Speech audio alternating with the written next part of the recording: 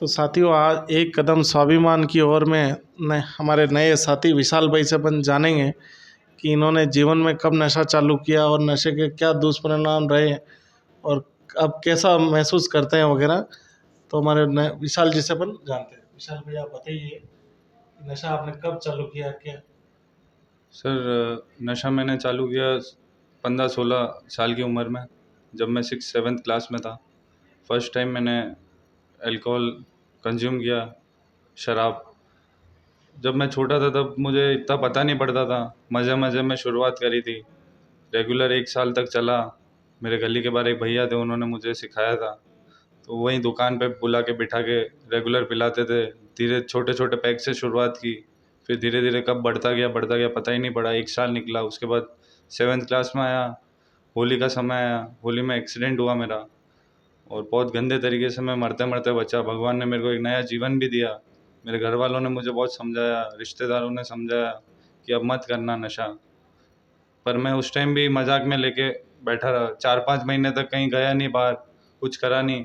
पर जैसे ही 4-5 महीने निकले, मैं रिकवर हुआ, वापस बाहर जाना चालू किया।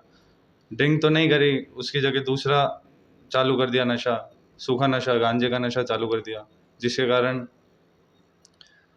मेरी जो आगे की ज़िंदगी थी वो बहुत अस्त व्यस्त हो गई। और मैं इतना परेशान हो गया था, घर वाले भी मेरे से इतना परेशान हो गए थे, मैं छोड़ना चाह रहा था पर नहीं छोड़ पा रहा था।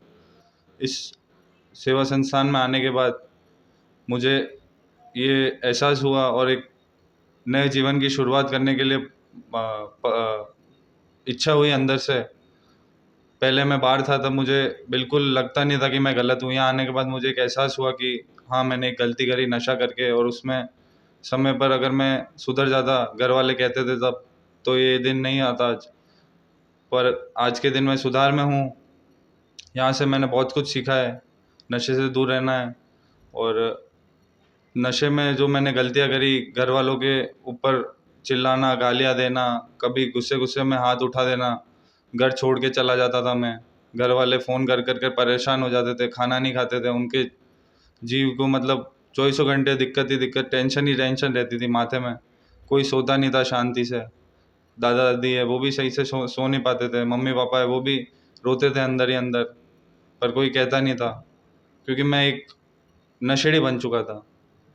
और उसके बाद मेरे घर वालों ने मुझे बहुत समझाया कि भाई अपने आप से छोड़ दे, डॉक्टर के पास चलते हैं अपन, पर मैं नहीं माना, करता गया, नशा करता गया, जिसके कारण मेरे को यहाँ आना पड़ा। और यहाँ आने के बाद मुझे एक चीज़ पता पड़ी, नशे से दूर रहा जा सकता है।